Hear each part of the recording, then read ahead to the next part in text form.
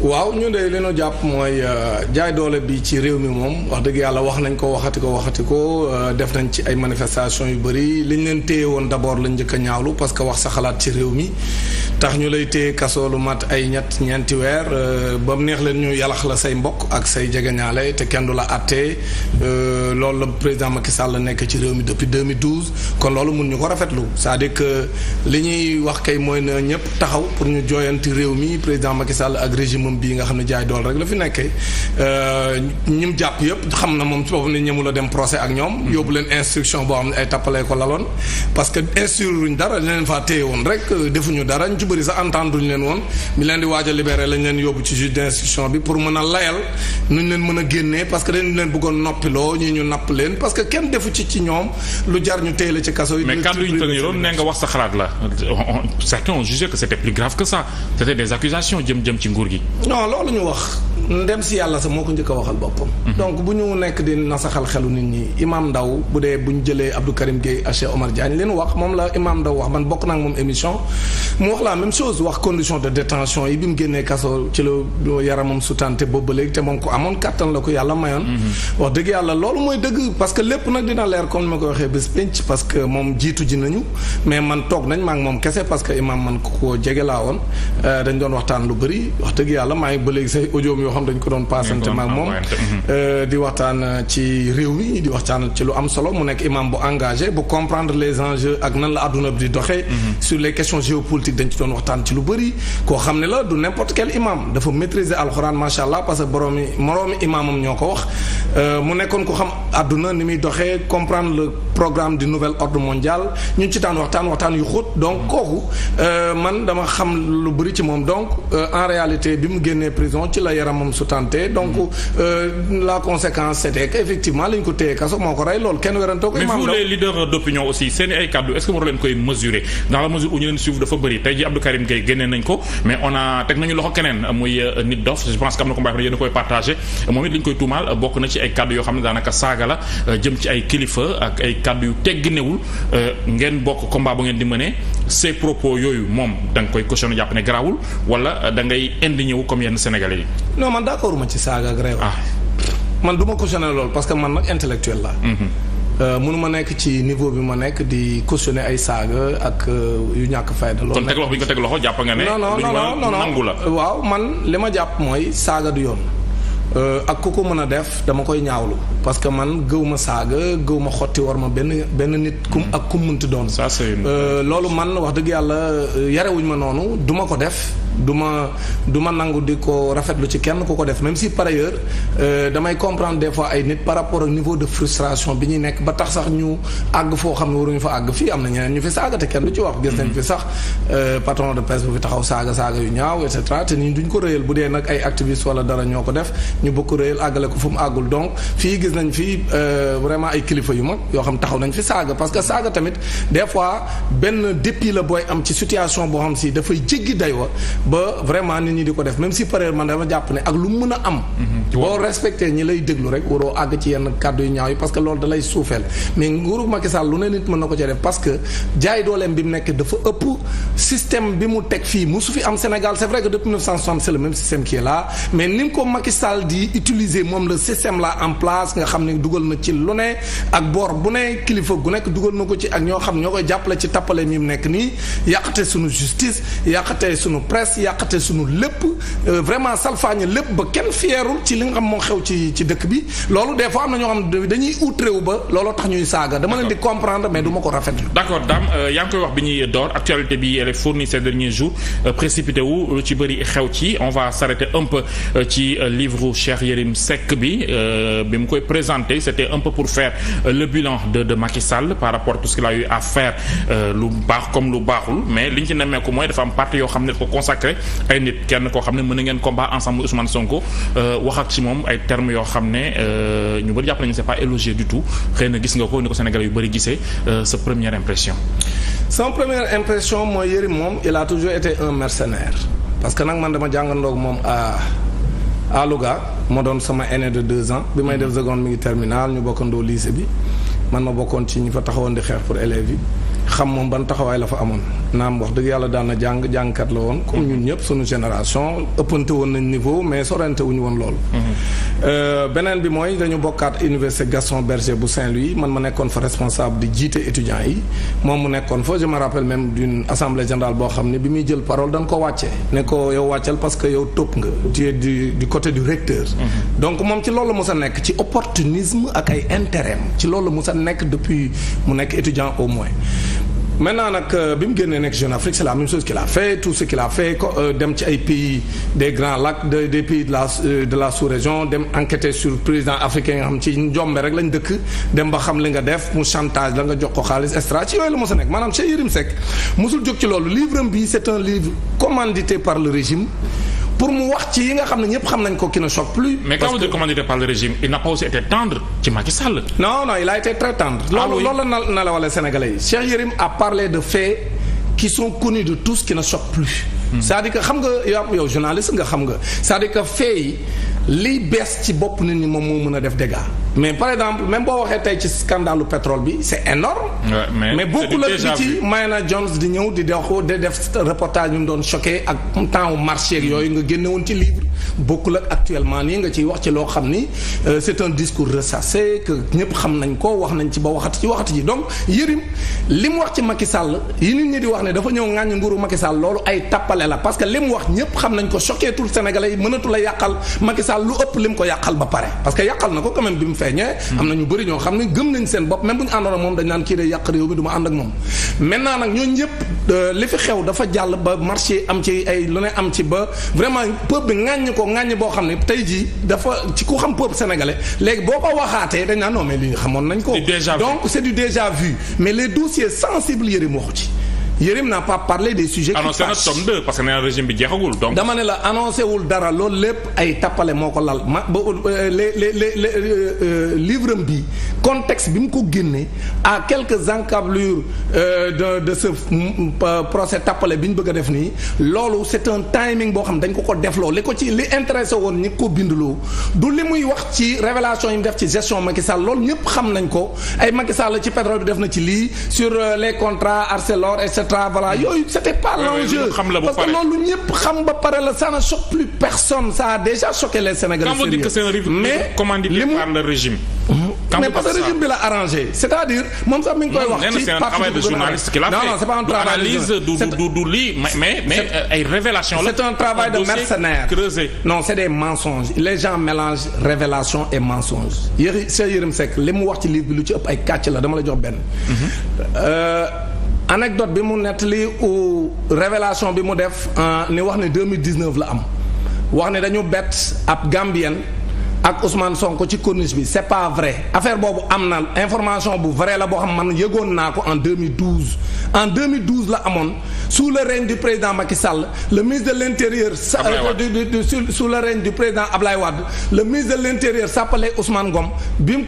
ko police bi def corniche bi waxee moom Ablaye Wade dani moom loolu du ci dugg c'est des problèmes de mœurs du ci dugg kon loolu ci régime te moom Yérim Seck xam na kan la mu dem jël kooko teggi ko ne dem teg fa Ousmane Sonko ci tappale parce que xam nañ loolu su waxee 2019 nit ñi dañ koy jéem a méngale d'ailleurs la koy feeñloo xam nga lu mu ca teg bi mu waxee ci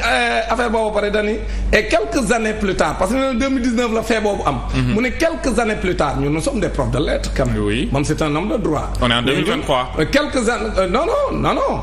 dama lay jox de la succession des événements. c'est-à-dire moom bi mu bind livre bi dañuy 2019 la fee boobu am damay wax ne ay kàcc la du 2019 2012 la y a des journalistes yoo xam ne yëgoon nañ ko am na sax ay journalistes yu jéem a chantage à l'époque pour wax ne dañ koy publier ñu naxante ba publier wuñ ko. Il y a des journalistes qui étaient au courant. Au moins, j'ai cité Yakham Mbaye. Il était au courant. Ça concerne qui? Demande là, Yakham Mbaye était au courant. Non, je parle pas de Yakham. Je demande était au courant. Demande là, qui me concerne? Sénégalais, bo len laajee suuf ñu bëri xam nañ ko. Donc aujourd'hui man xawma daam Sénégalais yu bëri xam ñu yaa fi nekk wax man du ma nekk fii di wax kan moo ci nekk parce que nee naa la lu ñëpp xam jërëtu la wax actuellement ñoom li ñu doon def nii teewul nit ñi bi coow lu jógee bi ñu leen leeralee ni 2012 la amoon te ñëpp ñi ko yëgoon ñi ngi fi. ñu ci ëpp ci ñoom en tout cas ñu ngi dund ñu bëgg koo jël tege ne raconter les mêmes faits teg ci dugal ci doomu jàmm. mais ce qui est bizarre Dame mooy li nga may wax nii ñi jege Ousmane Sonko rek ñoo koy wax dégg naa ko ci yow dégg naa ko ci keneen ak keneen mais à chaque fois loolu moo am yàlla xam na moo am. da nga ko yëgoon avant lii wala da nga ko dégg ci kenn ku ko wax au courant xam nga sa benn confrère Moustapha Diop. il l'a dit dans une chronique que j'ai suivie man sax Moustapha day bañ a citer rek mais d'ailleurs sax dem na ba nar a citer mu génnaat ci donc en réalité. parce que wóoru leen non dafa leer naññi dama la lu leer naññi la. dama la mën naa laa citer xoolal mën naa laa citer ay journaux yoo xam dañu ko bëggoon publier. C'était en 2012 ça n'a rien à voir avec Ousmane Sonko. mais ce que je dis mooy. Cheikh Yérim Seck moo la gën a xam ne ay kàcc neen la wax loolu mu wax sànn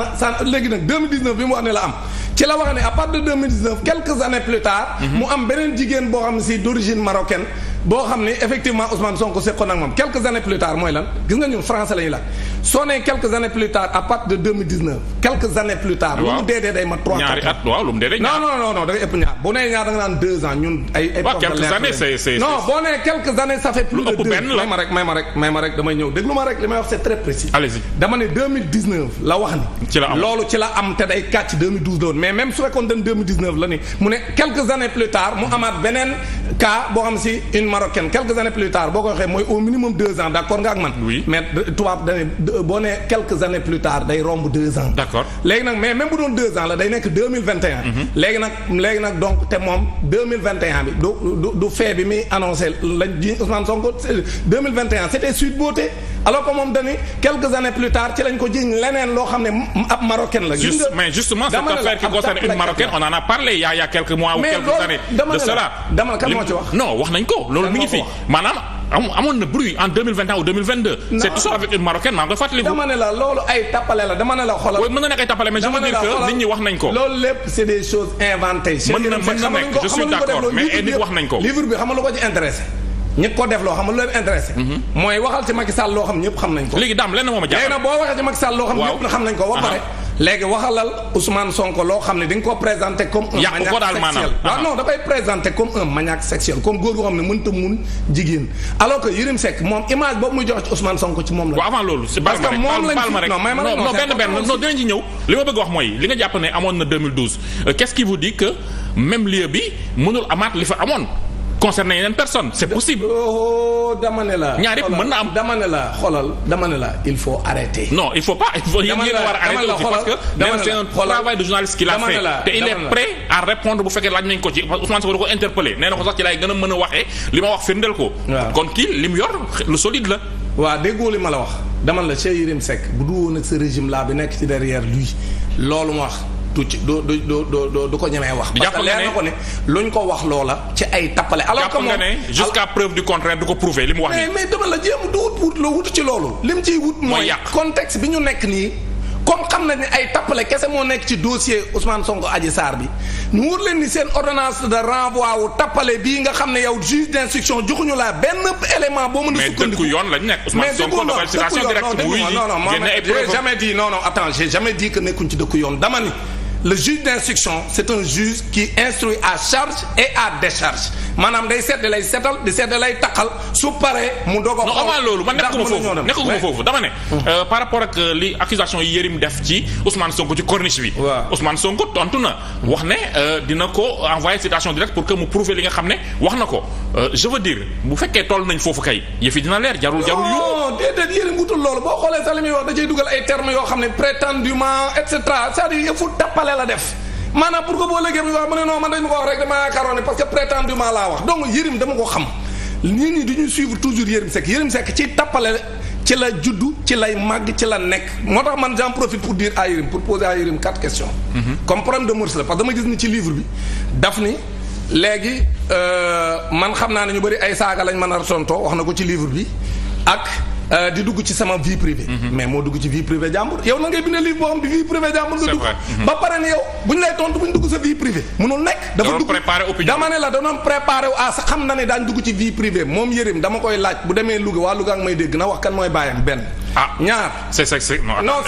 dama ne non déedéet dama ciy dugg da nga may déglu parce que bi muy dugg yow tax ça te choque pas muy dugg ci doomu jàmbur di ko yàq non man je l'ai pas en face de moi waaw non mais attendez rek dama lay wax deuxièmement moom rakkam ju jigéen ji nga xam dafa génn àdduna ci condition yoo xam am na waa Louga yëpp yu bëri yu ko xam yan condition la génn àdduna rakkam ju jigéen jooju ca Louga yoo xam si amoon na ay coow yu ci am beneen bi mooy moom rakkam jën rey fii Dakar joo xam ñoom ñaara bokk yaay effectivement ci yenn condition lan ko fii rayee Dakar ak lu mu defoon ak ci lan la newoon. beneen bi mooy bi muy départ Thiès jël doom ju jigéen jël benn journaliste bu doon liggéey Canal Info boo xam ne wàcce na ko ci àllu kaañ bi jógee Thiès bi mu ñëwee ba ci digg àllu kaañ bi xaaju guddi mu wàcce ko fa lu tax mu wàcce ko oto bi donc Cheikh Yérim Seck mun ñu jaaxal.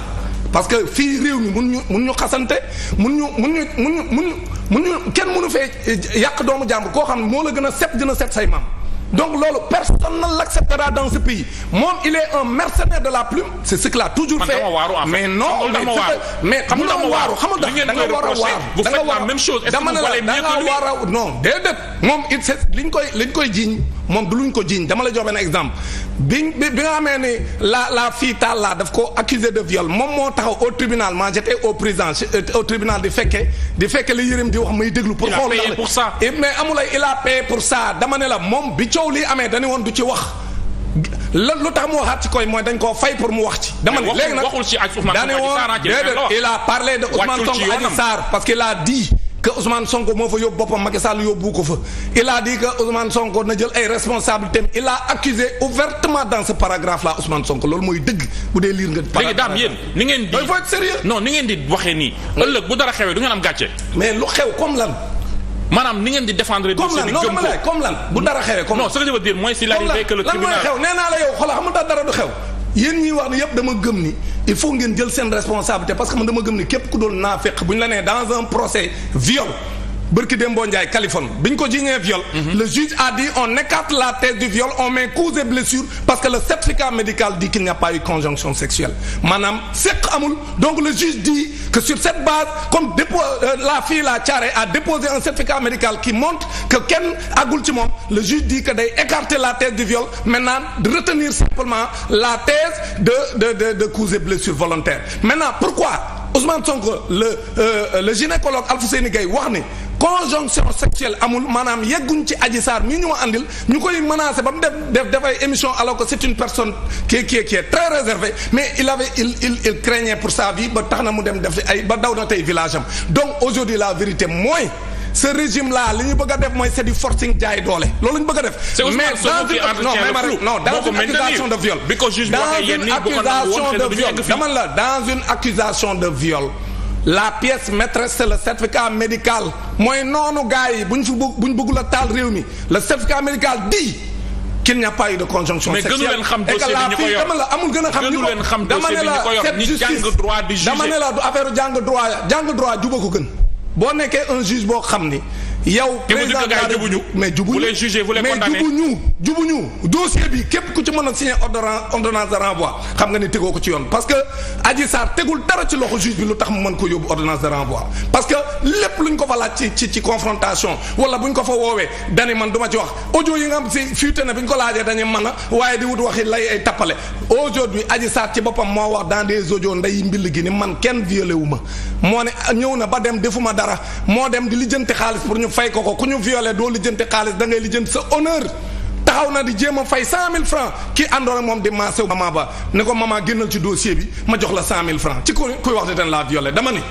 qu'on se dise des vérités bés penc lay leer. lii ñu fiy wax man aw ma werante ci ne lii lépp dina leer bés penc te yàggatul parce que suñu dund gi léegi mu jeex. avant bés penc fi ñu nekk nii. mais quand même avant bés penc daam fi ñu nekk nii xam nga tribunal mu ko fay dem ñaara mën a nekk. dañ lay condamné wala ñu acquitté la. bu ci nekk mën na nekk. s'il arrive que tey jii nii ñu dem. ba ci biir bu ci nekk lépp yow certificat médical yow viol nga. non mais attends man waxuma loolu. man am na ñuy jafandu ci ni juge bi mu laajee Ousmane Sonko ne ko ndax séq ak moom Ousmane Sonko kenn ji ñu ko Ousmane Sonko xam luñ ko ziñ. mais lu ko doon coûté bu répondre non déedéet du ko coûté. parce que am na ñoo xam ne njort bi ñu am leneen la mais njort boobu nag. loolu mooy procès moral lu mu séq ak Adji Sarr yoonu kenn newu ci xamul tax parce que Adji Sarr waxul ni ay séq la buñ déggoo da laaju ko loolu Adji Sarr dañu damaa violé kon Adji Sarr accusation bi la ñuy wax mais duñu wax ci loo xam du accusation. mais Ousmane Sonko tamit.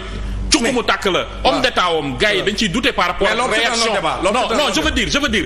il a fallu que Yérim bind benn affaire mu tontu ko dugg ci vie privée moom it kilifa sa dina doxale noonu. dama ne la bañ a dugg ci vie privée ñu gis fay kilifa yu saaga ndey nee naa la fii gis nañ fi ay kilifa ci nguuru président Macky Sall gii gu taxaw saagay ndey mi ngi ci net bi donc te ña nga ne di tuddee seen bopp ay homme d'état. mais kilifa day dépassé yenn yi. dama ne la léegi. Macky Sall ñooñu lu ñu ay modèle mais bu ñu ko appliqué Ousmane Sonko on dit c'est la même chose. xam nga loolu ku ñu ko war a wax. Macky Sall mi jiite réew mi ni ko. lu ci yoonam. xamul tax ma wax la ko non ci on généralise on parle plus de ce dossier. oui mais dama la bëggoon la Macky Sall la ñu war a wax ne ko kilifa day jéggalaate.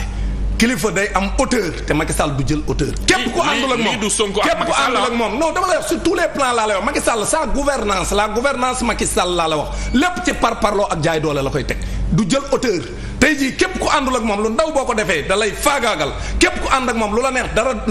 def ko ci réew mi dara du la ci fekk. la coïncidence kon loolu conseil boobu ku koy jox ko Macky Sall. d'accord la coïncidence est troublante yaa ngi koy wax le livre sort on fixe que ne yëf yi léegi chambre criminelle la jëm lan qu'est-ce qu'il y a derrière. loolu la ñuy jéem déggul ma la wax moo c'est commandité pour le timing. non je veux dire kay man pour que liñ ci bëgg li ci ginnaaw am na ñoo xam ne dañuy écarter Sonko bañ a bokk mooy tax a bëgg loolu la maanaam mais li mu bëgg peuple bi mooy dressé wu contre parce que réew mi moomuñu ko Macky Sall réew mi doon ko ci ay maamam doon ko ci ay waajuram ba war ñoo yegg fu ne yàlla yeggul le peuple est souverain. vous invitez le peuple tey jii may ma rek aujourd'hui le peuple bi nga xam si barki Dembo Ndiaye la dajale 333 millions dem jox ko ci ay téeméeri ki 1000 francs ki junni ñu koy dajale te moom Macky Sall su woote woon cagnotte du am 10 millions bu dee jël xaalisu état wala ay ministre ma ki DGM yu sàcc suñu xaalis. il est majoritaire dans ce pays dama ne la il est loin d'être majoritaire dama ne la xoolal gis nga Macky Sall képp ku koy digal ak di ko kañ naan ko yaa yore doole ji gis nañ fi Ben Ali mu demoon ba armée mu ëpp population bi bañ demee ba mu war a dem daa dem ca dem yu njëkk yi gis nga nag xam ne nguuram jeex na peuple bi ñoo doyal ci nguuru Macky Sall ak jaay dooleem ak ndóolal sénégalais yi di fi nekkal France ak ay intérêt étranger alors que sénégalais yi ñu ngi yore lépp loo xam si mën na leen dimbali ñu dund ci réew mi te duñ gobar jaasi kon képp koy wax dëgg da ngay wax Macky Sall dëgg xam ne nguuram jeex na mais bëgg a jaay doole forcé ni yow mënoo bokk par force da ngay bokk ki nga xam ne dara mënu koo tee bokk nga wuti tappale pour éliminer ko bu ko defee fitna la yee ci réew mi. da nga gis ne fi réew bi jëm baaxul. ci fitna lañ jëm bu fekkente ne kilifa yi war a wax ak ñi war a wax yépp waxuñu te Macky Sall nii mu taxawee ñu koy jañse te ñu koy jañse ñépp ay buqati kese ko wër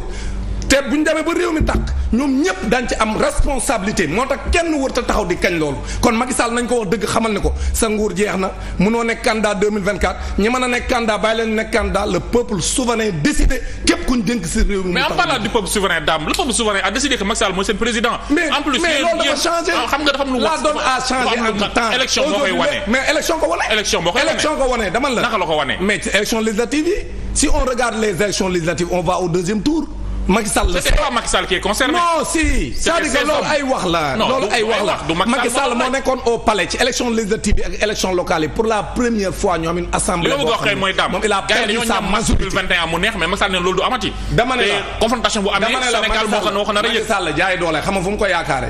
jaay dooleem bi muy def xam nga lu mu yaakaar policier yi mu yokk li mu policier bi mu yokk ak li mu gendarme bi mu yokk ak arme yi mu jënd. ci ay pexe sax parce que gis nañ fi le scandale des 45 milliards. Macky Sall ci yooyu la nekk ak loolu la yaakaar ne mën na koo dimbali dara leeru ko ci ni lii mu bëgg a jëmale Sénégal ak fitna bii mu bëgg a yee Sénégal moom Macky Sall dara leeru ko ci ni moom mën na cee génn. léegi fu ngeen jëm ak Cheikh Yérim Seck terrorisme bi ngeen tàmbali. dal ci kawam dal ci famille dafay arrêté wala Cheikh Yérim Seck yow question yi ma ko tontu yi ma ko laaj fii na ci tontu yi ma ko laaj comme day dugg ci vie privée jàmbur yi.